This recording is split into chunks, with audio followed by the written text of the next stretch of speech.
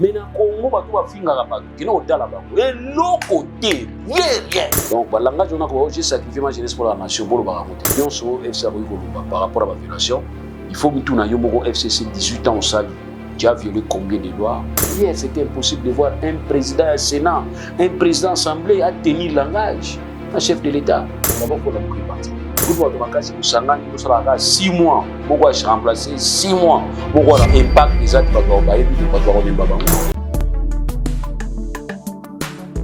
13 Pro TV, c'est la chaîne providentielle. Rien ne se perd, rien ne se crée, tout se transforme.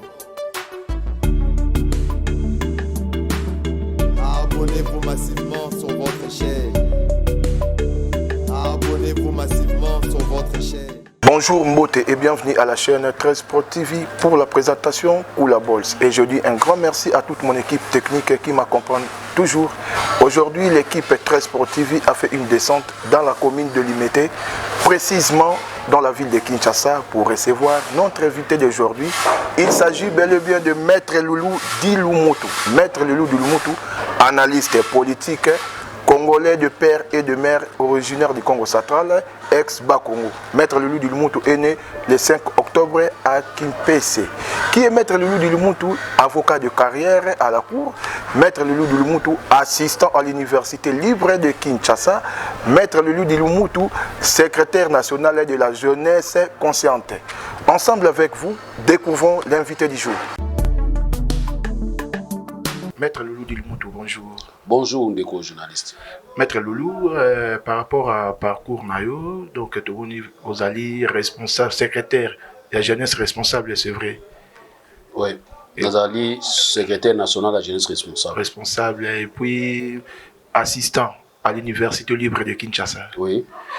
Maître Loulou Dilumutu, tu es un acteur politique ou congolais engagé? Bon, je préfère d'abord être congolais, un congolais engagé, un congolais debout. L'hymne national, c'est un debout congolais. Et aussi politicien, non, je ne suis pas politicien, mais moi je suis analyste politique. Analyste politique, ok. Maître Loulou, puisque vous êtes analyste politique, tout est comme on a le président de la République vient de nommer les 3 juges à la Cour constitutionnelle. Votre avis par rapport à cette nomination? Bon, il faut d'abord tout bandana cause scientifique. Oui. Après, tu as une considération parce que c'est normal. Nous toujours dans un sentiment. Même Yesu, Balbi, Ayabubi, qui s'habille mais Azarolinga, Kingan Dimingi, tu as parti il y a Bible. Mais ce qui est vrai, quand tu as la loi organique, où ils allaient que Pesabiso, organisation et fonctionnement et composition, il y a cour constitutionnelle, ils allaient loi organique numéro 013/26 du 15 octobre 2013, l'article 31. Et le biboui. Membre oyo azali na kati ya cour constitutionnelle na ba procureur na ye. Bazali batu oyo bako zala ba membre ya gouvernement te. Bako ki jamais ko exercer ba mandat électif. Bako ki jamais ko exercer ba mandat public. Pendant que baza na kati ya cour constitutionnelle. Article 32 il faut renforcer. Kourubaboui. Même 2 ans après, ba membre wana, 2 ans après, ba koki kozala ba membre ya gouvernement te, donc 2 ans après expiration mandat na bango, ba koki pe kozala ba otobengi exercice public te, ba ko exercer un mandat public te, 2 ans après. Article 34 toujours la loi na iko bisabiso. Soki ba tuana ba se retrouver na ba cas, il y a incompatibilité article 31, ba kozala na 8 jours. Ou ba sala wa bango choix na bango ezali nini, ou soit ba ko renoncer na nomination ya sikeye, ou soit ba ko kende na nomination o bakeye ya sika. Mais na ka o ya biso ba juge wana ba lekaki na étape wana te ya ko ba ko se décider dans les 8 jours. Et je peux même dire que le chef d'État devrait attendre à ce que 8 jours na bango ezala expirer pour constater qu'il y a un vide dans le niveau cour constitutionnel parce que ba o bazomaki bango ba exercer tout na bango ya choix. Voilà. Ça, en tout cas, je peux le dire honnêtement en tant que scientifique. Selon vous, donc, chef de l'État a commis une erreur? Oui, il y a eu violation, mais pas intentionnelle. Pourquoi Elongwe cause intentionnelle? Parce que na Itali promotion, révocation, nomination, il y a des magistrats, nyonso, ils allaient conseil supérieur à magistrature et c'est sa vie et pas chef de l'État. Donc le chef de l'État ne peut pas nommer sans cet avis. Or, dans la nomination, il y a eu avis à conseil supérieur à magistrature. Or, conseil supérieur à magistrature, ils allaient composer à banani, ils allaient composer à président, il y a cour constitutionnelle, procureur naïe, président de la cour de cassation, procureur naïe, président de la conseil d'État, procureur naïe, premier président il y a la cour d'appel, procureur na bango. Donc voilà conseil d'État et plutôt conseil supérieur à magistrature n'engis ali constitué. Donc na kati kuna bango ba yibi biko. Ba yibi nini basalaka. Mais bango nde bakofanda bisika moko ba chef d'État nommé Kingandi. Chef d'État promouvoir Kingandi. Chef d'État longola Kingandi. Chef d'État salaka nini ya signaka. Donc, il y a un que c'est difficile qu'on lie violation intentionnelle et pas chef d'État à niveau. Mais s'il faut dire qu'il y avait violation au départ, oui, on peut dire qu'il y avait violation. Pourquoi? Parce qu'on ne peut pas mettre les juges à la cour constitutionnelle dans la difficulté à faire choix. Bien que l'article 34 prévoit qu'il y a un délai à 8 jours pour faire le choix. On ne peut pas le faire. On pouvait seulement attendre à ce qu'il y ait si ça va mandat à Bango. Il faut ici la Bamsou aussi le 21. Le 21 en avril 2001, peut-être dans ce sens. Oui, en 2021 plutôt. Oui, maître de s'il faut faire analyse, dans absence, il y a les deux présidents, la présidente de l'Assemblée nationale et puis le président de la Sénat, Alexis També Mwamba. Ils ont marqué un respect vis-à-vis du chef de l'État pour Nayo. Et puis quand on parle des deux présidents des chambres, on voit directement l'FCC. Position à FCC par rapport à Alena Bango et Zakash. Analyse ni nyoko iko ça. Bon, ezalaki normal te ba pelisa moto. Ezalaki normal te parce que chef de l'État ba kutana kina ba institution wana à travers, n'est-ce pas, ba animateur. OK, il y a ba institution. Totangi Tambo Mwamba, honorable Tambo Mwamba, na honorable Janine Mabundu. Ba kende ko kutana na chef d'État pour ba solo makambo ba juge. Basolaki yo nanga moyo to yeba ezate mais to yeko baka ba fuite d'information tango ba na ko luba or so ngana zaki bango na ngana loba na sens bango lobela kité sens bango lobela yi to uji pas chef de l'État pour mamba to nomination ma appréciation seulement ba 3 juges wana mais to yebisi biso mibeko kaka se mibeko donc so bino boza mibeko kaka se mibeko c'est que yaza libanda mibeko. C'était une façon d'accuser le chef de l'État. Or na niveau wana ezaki niveau mo foza la homme d'État ya ko ba non. Tout ça les rencontres interinstitutionnelles entre 3 institutions, tout sangani, pour tout le bilan makambo wana. Mais vous allez tranquille parce que nous avons eu des avantages, nous avons eu des avancées. Donc au coup de l'analyse, peut-être et que vous allez informer dans ma communiqué officiel. Comme ça, vous allez à la base de la communiqué officiel. Mais si vous dites que on a tout eu, ça y est, ça va mibeko, c'est mibeko. Ni rien mibeko kakaze mibeko. OK, tant OK, ba parti politique na bino ba récupérer situation ba ni ko boaka ou baza ko boaka wana. Ça pouvait énerver beaucoup. On peut dire que la population a raison que Kabila a dit Sénat, na parlement bosan qui justice et aujourd'hui Kabila regrette pourquoi atika qui justice et pourtant justice est parce que on a ba poursuite mususu ya ba makambo bazana ngo ya CC quand na et puis na ba tuna ba collaborateur na c'est ça. Tout ce qu'il pouvait demander dans la nation et puis d'ailleurs, quand j'ai sacrifié ma jeunesse, qui t'a obligé? Non, obligé. Quand tu as sacrifié la jeunesse, tu n'es pas ressorti pauvre.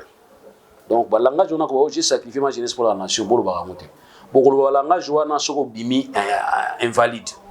Mais tu vas sauver à la guerre. Auti guerre, c'est la passe. Auti guerre, zongi, tant la zongi bakati loboko, bakati makolo. C'est lui-là peut dire que j'ai sacrifié ma jeunesse, j'ai sacrifié ma vie. Parce qu'Abimi est invalide, il va commencer à demander l'argent par-ci, par-là.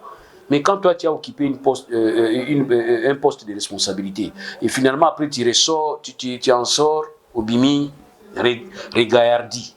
Naba Mbongo, Banda, Miami, Banda, tu vas dire que j'ai perdu toute ma jeunesse. J'ai dit non. Donc, on voit tout simplement que tout ce qu'il a eu aujourd'hui, c'est grâce à la République. c'est grâce à la nation. Et au-delà de ça, la nation lui a donné des garanties juridiques. Yakoloba qui a bénéficié autobengi loi portant statut à ancien chef de l'État. Ils ont protégé, bien que ça consacre l'impunité. On a pu voir des violations. Vous allez élaborer une loi qui consacre l'impunité. Il y a ça qui nion social qui bolande la été. Même les lois sur la il faut congrès que nous siéger. Comment mutumo quoi ça la mabé il faut congrès siéger pour balande la été. Justice c'est zawapi. Nous sommes plus égaux devant la loi. Et on a dit que tout ça, ils ont une violation, mais Bourguiba est au monde en côté. Bourguiba est au monde en côté. Alors, voilà pourquoi on a dit que nous sommes FCC par rapport à la violation. Il faut que nous ayons FCC 18 ans au Sali. Tu as violé combien de lois? Au violant, on a niveau ni qu'est-ce que tu as fait? Comme ça, nous aurons peut-être la facilité. Mais le vrai problème, c'est que ils n'appellent pas si. Obongisi ndako mi bomi nzoto bongisi otie ba penti ba bike oh monsieur c'est pas ta maison. Ta la maison no kuna na faubourg. Et puis sokanda na ba sacrifice na sale pona bongisa ndako yo. Ndenge moko. Donc tout ce qu'on pouvait reprocher au chef de l'État hier, nous l'avons pas fait. Mais nous semblons maintenant avoir le courage na kilo. Ya ko reprocher actuel parce que ça pembe na ngati ça adversaire na ngai. Mais hier, c'était impossible de voir un président du Sénat, un président de l'Assemblée à tenir langage, un chef de l'État. Et on le fait à public. Ils ont humilié. Même quand on s'est pélaté. Souda Boumagana Soni. Talasco Mouta Doubou, ou Azara Doubou, comme une Kanda, à l'équina force. Donc il faut comprendre que tout qui est trop. Et puis par rapport à message à l'Obaran à Londres que je ne suis pas dictateur, beaucoup pousser Ngaïté, n'a comme dictateur. C'est ce que maintenant il fait par rapport à des propos. Baba Lobby, Baba tenir vis-à-vis naïe. Justement Baba Lobby c'est qu'il y a un problème. Tu prends le Lobarati, ata la Rabango, ato kende biso Lobby kebo, netinga mukamoko FCC kabona. Na banda ngokala. Na banda ngona premier jour ba sinai makamona bangona. Ke libala ona osepela ngote. Ça sosona libata bakobota makité. Les gens presque m'insultaient. Aujourd'hui, vous comprenez qu'on ne peut pas faire confiance à Moutoua, on a confiance. Maître, le quotidien, surtout quand on a une actualité qui fait trembler les camps FCC. Président de la République, Félix Antoine Tshisekedi, à Rolo Balelo. Pour Nayo, il va peut-être globaliser comme une dissolution, qui est même dissoute, rassemblée par la population parce que Bango, il dépend sur le peuple d'abord. Maintenant, le peuple, et le bas qu'il faut, dissolution et assemblée nationale. Peut-être, selon yo, le président par rapport à Ilukamba, la constitution, il faut nommer un formateur. Ce qui n'a pas été fait. Peut-être, Ilukamba, côté ça qui déjà des missions, et puis le président va nommer l'informateur, ou bien l'Ibala ya cash na FCC et aussi la Lelo, selon vous. Bon, vraiment, s'il y a un cadeau qui Ilukamba peut se pas Congolais à démissionner, ça sera un bon cadeau. Et à côté de l'histoire, Ilukamba va vraiment à côté de l'histoire. Pourquoi? Parce qu'il commence à subir les tirs croisés. Il est le chef du gouvernement. Mais un chef du gouvernement qui n'a jamais nommé les ministres. Même les ministres et leur propre parti politique n'a nommé Bangoté. Je vous dis la vérité. Mais c'est au nom de l'accord. Il y a un lobby qui est fauching et outindewana. Donc même le ministre il était pour Nabango. Même l'informateur aussi n'a pas été. Il n'y a jamais eu un informateur. Il y a un peut-être photo bandelande wana. Bino lingi respect bibeko non. To zonga de bisika to bandelaki. To bisika to bandelezani. To noma ki bola kisanga o singa pana bala kisanga ordonnance présidentielle où ils ont nommé un informateur. Azate. Osomona. Mais to gena na ndemo kwa zana confiance na yo pe zana confiance na ngai to banda to bandi. Tant to bandi to moni ki simbité. To zonga. Deko na zo réfléchir lo ni. Voyage à Lunga Lukamba kendaki Katanga. Est-ce que vous avez sûrement qu'il y a une mission? C'est comme si vous avez solo là qui n'a moins main nae. Massa n'a pas problème de tina na katanga. Bitu sama kamo bitu sana si. Ne mona velomba. Velomba iko sa démission ni kuna na poto. Donc mité ma pas sinda zo saga ba ninga kuna. Ba comprendre que yé pas ko sala pe, yé pas ko sala nuisible. Bon ce sont des messages.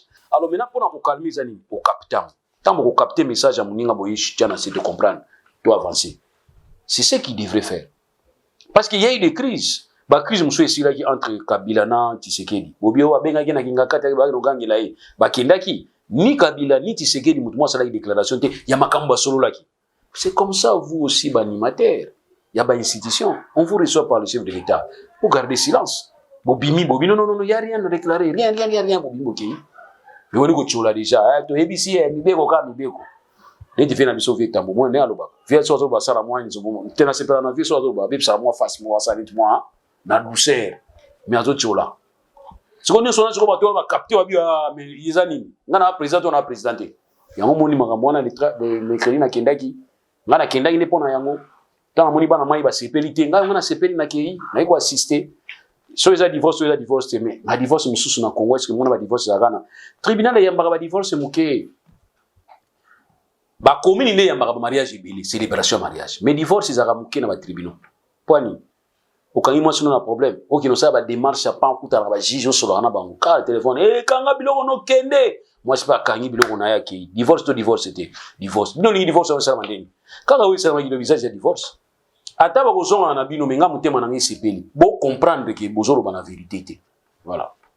Maître avocat de carrière ce qui honnête pour na yo au sala le balelo par rapport à bilan il y a Félix Antoine Tshisekedi Tshilombo 2 ans presque.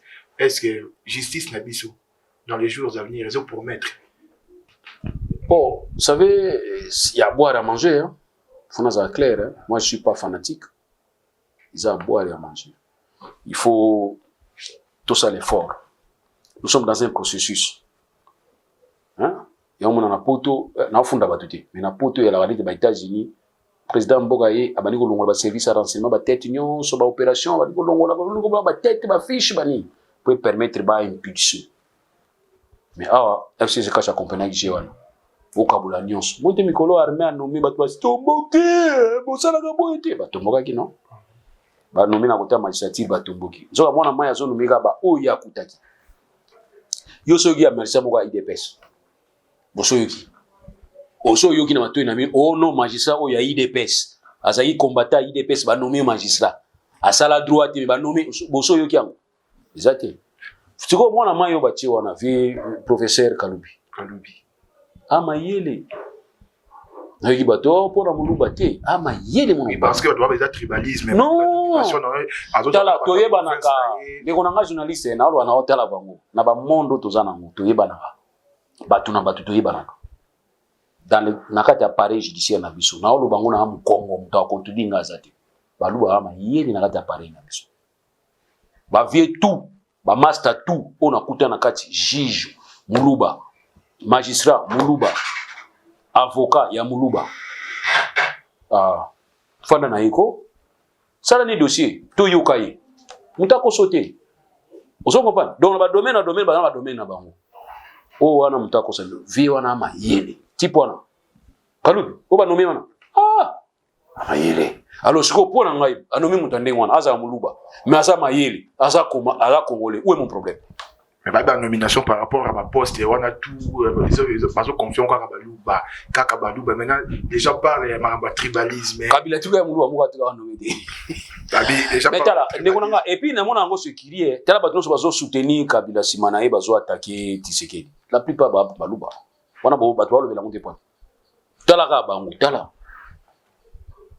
non na peso devoir wana ki ne ko tala côté ya kabila ko mona baza so monika mwanetu contre mwanetu na bango donc place on nga na kota ba détail pampa wana c'est ba détail pona nga pour ma réflexion et puis abayeli so yimuto amayela pas za muluba c'est ça nani kabila yemo pas za muluba kati awana ebité yo ba détail nga na kota kana nga ngote na kipaka nga ngote mais pona nga ka po so za mutu o ba tie wana posa muluba te mais posa mayele je te soutiens pour nangeza est-ce que je vais perdre quoi na ko perdre loko ni yo za mayele yo kinga ba tie yo ngana ko za mutema ba to acha makele tala ba mutu bobo yana ba CV na binokasi muza tuzi on to bani ko comparer ngona o ba tie lelo c'est car nani professeur Kalubi to tie na ba CV na musu ba CV musu eko kwea donc pona oloba ki non d'abord méritocratie foiza so za wana ozawana ezala ndeko no mutachiwa ngana kati akabina na shwaki petit nanga mona chi leki nanga na chi ape muta peperdi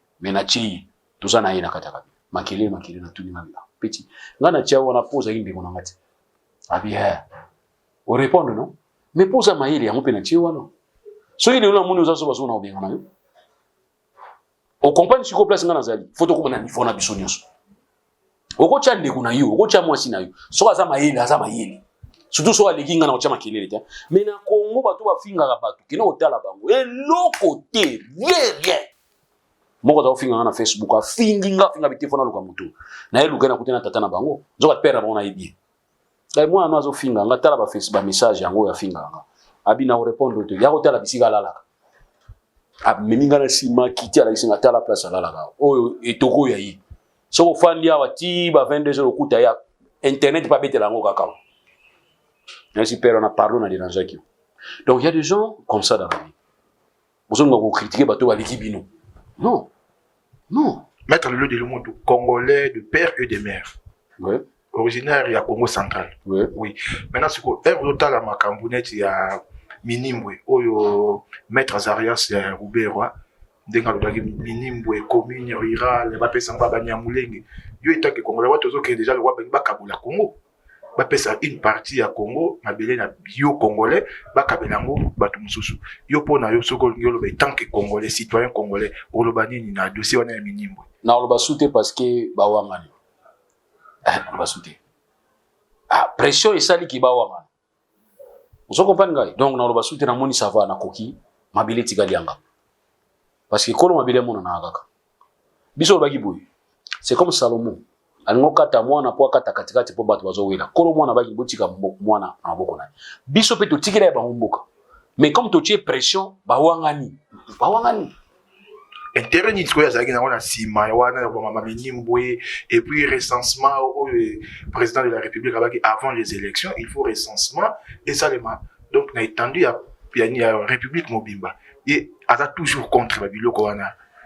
Bon recensement to ça là ça tout que pour y ba so za Congolais to za Congolais to ça recensement pour y ba ke yo fanda awa boka na bino yango carte ngana carte d'identité nanga na zo kyango na kibo mitaba tunanga territoire na chai territoire nanga na ko cha territoire bisika na fandite yango moni bato akimbo za la calme na ko wela na bino mabele ote ndé mona bato za na Minimbu soko yaka ko ya oye ba ko enregistrer yo mais tu dois avoir un territoire bisika batata ba mama batika kayo père na bino na mère na bino abota ki bisikani kasi place nyo ko tia information yango wana te pour donc c'est compliqué carte d'électeur ba tie secteur ya tata na bino na mama na bino à moins qu'ils aient mais so ezali tia yango donc ngane na yana kina jamais na ko wela na ba nani ba teke umbu mabele wu na ko wela na bango yango te mais so za besoin mabele na ko ça la demande de terre et pas l'état na pesi ba document nyonso na bimisi certificat na ngai na somi mabele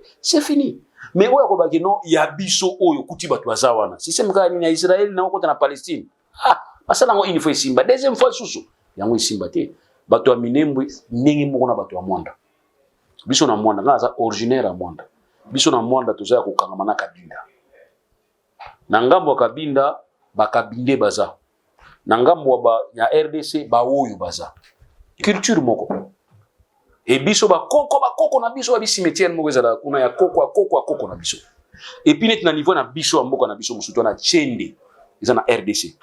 Quand nous parlons des affaires coutumières, il y a de nos frères qui ba utaka Kabinda bayaka ba sizarape na biso mais makamele kana Kabinda tel biso dan to tuna ba monter besoin indépendance mu colonie ya problème na biso te vous comprenez. Donc, ndenge moko ba ndeko na biso wana il faut se comporter na Congo. Quand tu es au Congo, tu es congolais. Bon, vous en a pas peuple za ko kabona, ba kabola biso bien te. Mais mabe na bango ezani. Vous êtes au Congo? Moi li kamu ke na Rwanda, bino tumatoi na Rwanda. Rwanda pe. So abendika munyamulenge basimbi ga litoi boui, neti mikoro bazo benga ka bango bazo kino samba na niveau ya parlement. Rwanda alerte za. Et so amone ko Rwanda tindi force armée na bango po ya ko sécuriser bandeko no bango za na ta RDC atabino moko bandeko banani o ba congolais donc tellement bato bazo embrouiller biso embrouille momo tozo za iso latinate mais mutako ide biso makasi ya Belgique pe nko wa wapi afandi sui problème ba partage to wana la frontière na ba Zambie mutako ide biso ya Belgique parce que le premier état à part peut-être ba pays qui colonisé était ba premier état neti biso ba RDC bien organisé. En 1885, nous étions déjà un État indépendant, avec un souverain qui était notre entre guillemets propriétaire à RDC. Il y avait déjà l'administration. Parce que lui était là-bas, il y a des arrêtés royaux. Moi, je comprends même les arrêtés royaux, dans l'acte, nous sommes procédure, tout ça, dans la procédure pénale et civile. On se réfère à l'arrêté où ils ont signé en 1886. Si les autres se référaient à eux. Il y avait l'histoire. Donc, dans cette histoire, on ne pouvait pas omettre une ethnie. Non. Si vous avez un ethnie, tu as un parcours, tu as une errance, tu as un comme facilement. Vous voulez l'indépendance, vous êtes venu avec des armes. Pour cause de l'indépendance. Si tu es en 2003 dans Sun City, tu reconnais très bien. Mais ne comme comment belé. Le bien comment basi na biso. Ngana obanga déplacer na bodeki nationalité bozi. Bozo mo belé après bozo mo belé comme si comment basi na biso. Après basi na comment c'est ko biso. To bima to tikela bino. To fanda kimiako. Yo ndeko noza na poto akende poto banda kala ba pesa ye nkanda no afandati. C'est pour autant on va m'abeler à Paris comme yanga tout refaire quand on est tout tonganda koko na biso abisa il y a faux problème. Maître, la dernière question ça par rapport à position, il y a la mouka auto de battre la mouka bazaka kandenge baza mais bazola là non to la mouka là linamo parce que Moïse Katumbi yo tuni position la bango bazola là Moïse Katumbi soutient Félix Antoine Tshisekedi, Jean-Pierre Bemba aussi, à soutenir Mike Moukeba, l'honorable Mike Moukeba, même à Longwe, parce qu'il combat les insoubientés, maintenant il faut soutenir Félix Tshisekedi. Maintenant la position de Martin Fayulu, ou à toujours radicale. Alingi même pas qu'on y a Simba de connaître dans le Boko pour battre l'avenir à Congo. Tu éviter l'intérêt personnel. Martin Fayulu qui s'est dit, il est égoïste, ou Martin Fayulu s'est dit, moi ou rien. Votre analyse? D'abord, il faut la mouké panza. Donc, pour nous, tout simplement qu'il faut avoir un groupe à Batamakasi, Basangani pour ça la Makamakasi. Mais le groupe à Batamakasi, pour Sangani, pour ça la 6 mois, mon gars, je remplacé 6 mois, mon gars, impact des actes, Batwa Baebi, non, Batwa Onembabango. Mais on a une mission, tout le monde va jouer. Pour y avoir contrepoids. Et les lots, à niveau de l'ango, on va aider ce qu'on va y avoir place l'égalité, ça va tomber. Tshisekedi n'a fait que peut-être une année, 2 ans, mais Kabila, n'a fait 18 ans. Avec tous les dégâts de Yébili. Donc, faudrait-il encore, tous ceux qui ont pouvoir, tout ça, sous 18 ans, des dégâts ou tout ça là. Ou bien peut-être sa chance, c'est pas Motomoussous. Entre les deux mots, on choisit les moindres. Donc, pour moi, Tshisekedi, ou soit les cas, reste le moindre mal. Oui, qu'on permettre de biso. Surtout, tu as accent dans biso sérieux, à changer facilement. Mais où a une expérience à ma baie, ils ont passé. Voilà. Maître Lelou. Vous avez la partie politique, vous avez Batama ou vous avez un citoyen congolais, donc simple congolais qui défend que les intérêts de sa nation. Je voudrais venir dans la partie politique, mais des fois, nous avons une partie politique dans le côté. Nous avons un autobogatron. Nous avons un problème. Et on a préféré dans l'indépendant. Donc, nous avons une partie politique. Franchement, je te dis la vérité. Nous avons une partie politique. Au sein de Malam, nous avons ça. Tout à l'heure, non? Quand il y a que chef de l'État ne devrait pas nommer dans les 8 jours.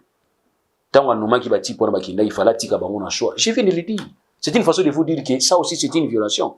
Mais ce n'est pas une violation intentionnelle qu'on va tout soit l'ingaki. Tobi que ça violation simple. Vous comprenez? Donc il y a Tobi que j'ai le temps qu'on va on a moni malamu, j'ai puis aussi le temps qu'on va on a moni mabé. Bah toi FCC bolimbisanga na lobby ango parce que trop c'est trop, on peut exagérer. Encore bon mutika tout le monde tika mandé fondé ba Léopold, tout quand il trouve esprit à Léopold, propriétaire les non. C'est une république. Donc il faut que les règles soient respectées. Pourquoi tant yo violer loi? Ou mon normal. Ngana meki ka ko violer loi mki comme ça grave. Quoi ninde ko normal? Yo tant violer on a comprendre yo. Tout nous avons comprendre yo. Il y a plusieurs violations. Plusieurs violations. Aujourd'hui, rien que dans le langage au vieux tout dans le baki wana, fallait que tout de fois ça traduit. Mais ce que tu tiens dans ces points, c'est à cause de l'accord global de ce accord il y a SCC cash. Tout tient là, bon. Pendant que moi, qu'on sauve l'image à Mukonji, démissionner. C'est ça, d'accord. Mais non, on va langage c'est un défi. Il y a qui défi grave. Et on a vu que Kalabat Moussa a prison pour on va ma bien au chef de l'État. Oui, quoi. Le langage de Chadari, Moutaban, il s'habille sauté. Moutala, Kamousson, on a dit langage. Il y a qui est au côté. Oui, période mon enfant qui n'a pas de banga. Non, banga point. Balobi qui toujours une invitation. Il y a peut-être ceux qui parquent fêtes, c'est là qui kuna. Bango une invitation pas ya nani ya Yuma, Albert Yuma. Oui, ça d'ailleurs malbalbal. Tokopelisa. Ça ni babenga on.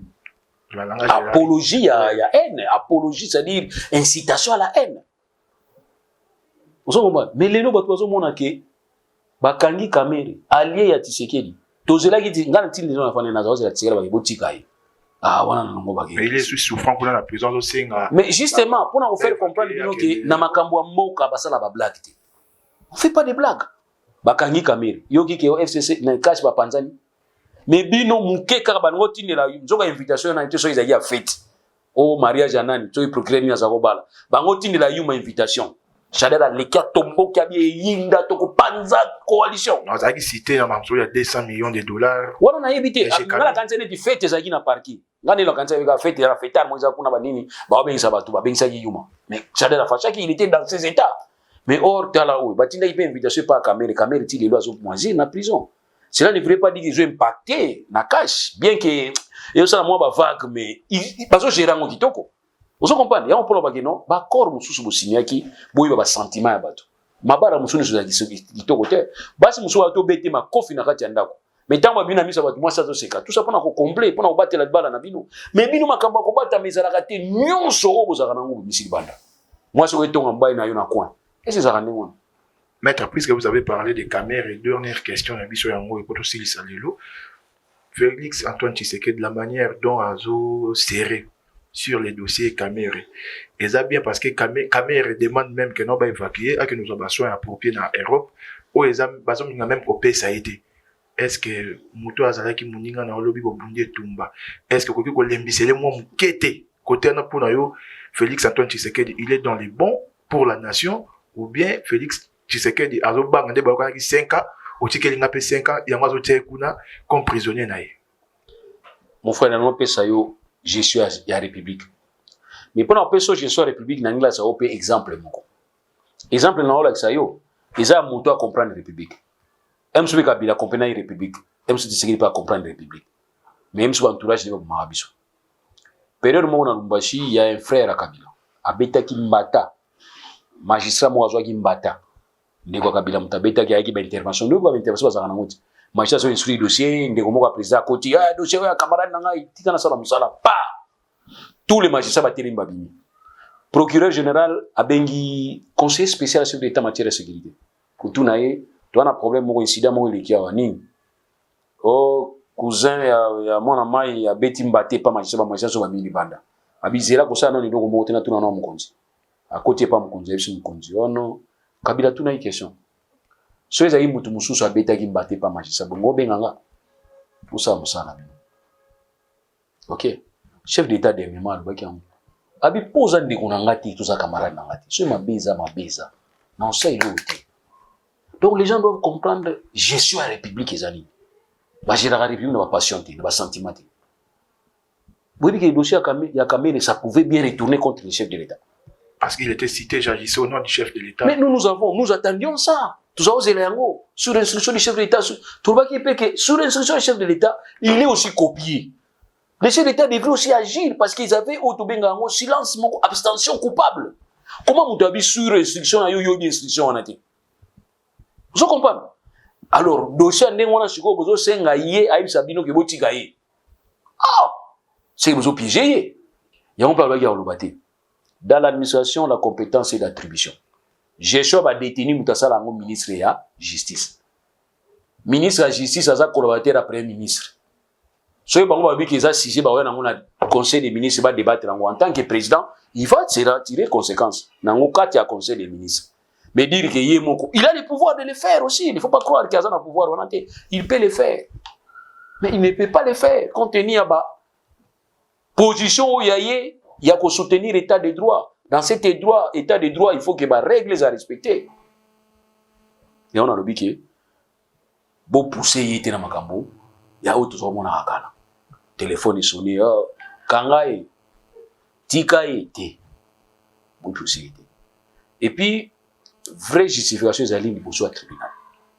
Et ça va te belé. Qui ne va justifier pour soit tribunal. Ce tribunal est parvenu au Sokolayo, aux a libres, libérés, aux a propres. Donc, dossier on a encore tangoté parce que ça dossier en cours. Monsieur Dogo dossier en cours. T'es quoi, il va te n'engagner bien la personne donc aperçu à Kobake non. Le chef d'État ne peut pas impacter dans le dossier on a surtout que ses ennemis voulaient le voir impliqué, pas impliqué dans le dossier on a. Mais il est là. Mais il est silencieux à toute l'année. Mais en ce qui concerne sa libération, s'il y a des conditions à lui réunir pour la libérer pour un traitement, eh bien, il faut tenir compte de ça parce que nous ne voulons pas avoir des victimes et dégâts collatéraux, suite peut-être le moment. Tout le monde doit interpréter en mabé. Vous comprenez? Donc, voilà les gens qui ont dans ce sens. Mais, soit ils ont mérité vraiment à libérer pour un soin de santé, il faut être humaniste, il faut être humain, dans la mesure du possible, comme on va comprendre. Mais, requête, on est comme on va descendre par le ministre de la Justice. Le ministre de la Justice a un intérimaire, Azawana Zali, vice-ministre, Azo travail.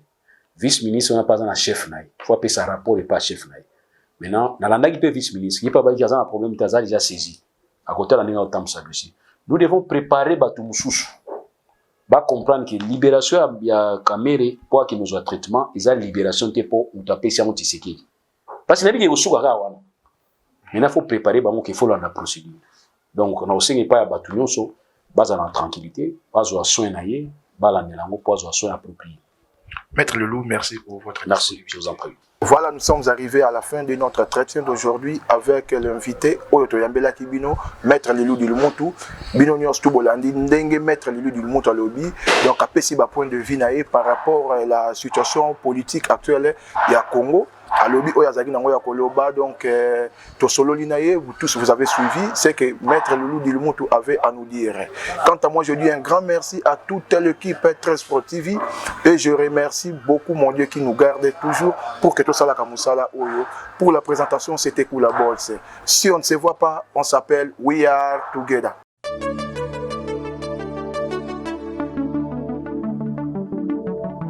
Très Sport TV, c'est la chaîne providentielle. C'est votre chaîne, notre chaîne.